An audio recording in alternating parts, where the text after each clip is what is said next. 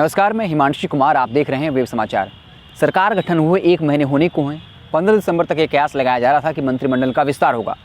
हम आपको बता दें कि मंत्रिमंडल का पहला 15 मंत्रियों ने शपथ ली, जिसमें नीतीश कुमार सहित जेडीयू से 6, बीजेपी में 2 उप मुख्यमंत्री सहित 7 और एक हम पार्टी और वीआईपी से मंत्री बने। उसके बाद से ये कयास लगाया जा रहा था कि जो है बिहार में मंत्रिमंडल का विस्तार होगा और नए चेहरों को मौका मिलेगा।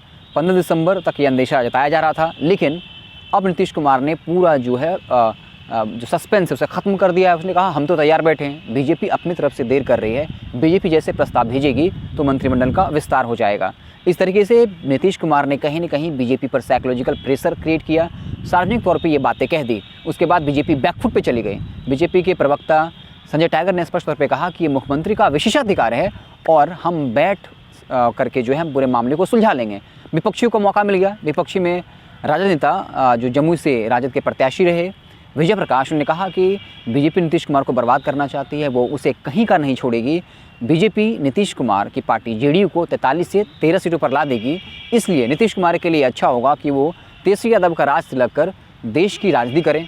वहीं कांग्रेस के प्रवक्ता राजेश राठौर ने कहा कि नीतीश कुमार निरीह प्राणी हो गए हैं, कमज़ोर प्राणी हो गए हैं। अब वे मंत्रिमंडल विस्तार के लिए बीजेपी और आरएसएस के आदेश का इंतजार कर रहे हैं। नीतीश कुमार को अपनी अंतरात्मा जगानी चाहिए और पद से इस्तीफा दे देना चाहिए।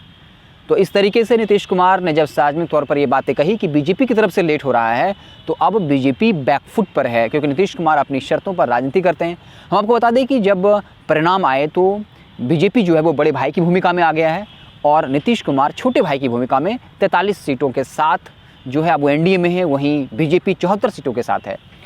बीजेपी अपने इस वादे पर तो टिकी रही कि अगर जेडीयू को कम सीटें भी आती हैं तो मुख्यमंत्री नीतीश कुमार बनेंगे, लेकिन विधानसभा अध्यक्ष का पद उन्होंने ले लिया, क्योंकि वो काफ़ी महत्वपूर्ण होता है जब सरकार गिराना हो, तोड़ जोड़ करना हो। क्योंकि नीतीश कुमार 15 साल से विधानसभा अध्यक्ष का पद जो है वो अपने पास रखते आए हैं, लेकिन कम सीट आने के बाद वो उस पर अधिकार भी नहीं जमा पाए। लेकिन अब बीजेपी की मांग है कि मंत्रिमंडल में उसके विधायकों के हिसाब से सीट मिलनी चाहिए। कुल मंत्री कह दें कि विधायकों के हिसाब से 36 बनाए जा सकते हैं, तो उसका कहना है कि बीजेपी को 18 से 20 मंत्रालय मिलने चाहिए और जेडीयू के 10 से 12, क्योंकि यही नियम नीतीश कुमार पिछले 15 साल से लागू करते आए हैं कि जिसकी जितनी सीटें उसकी उतनी भागीदारी। लेकिन अब नीतीश कुमार कम विधायक होने के बाद भी बराबर मंत्रालयों पर अड़ गए हैं और यही वजह है कि जो है मंत्रिमंडल का विस्तार नहीं हो रहा है। लेकिन नीतीश कुमार अब जो है सार्वजनिक तौर पर बीजेपी पर मनोवैज्ञानिक दबाव बढ़ा रहे हैं और इसका अवसर देखने को भी मिल रहा है। आपने देखा कि बीजेपी के जो प्रवक्ता हैं संजय टाइगर, वो बैकफुट पे चले आए, एक तरीके से क्या सरेंडर कर दिया कि ये तो नीतीश कुमार का विशेषाधिकार है। तो इस तरीके से आप देखते रहे वेब समाचार।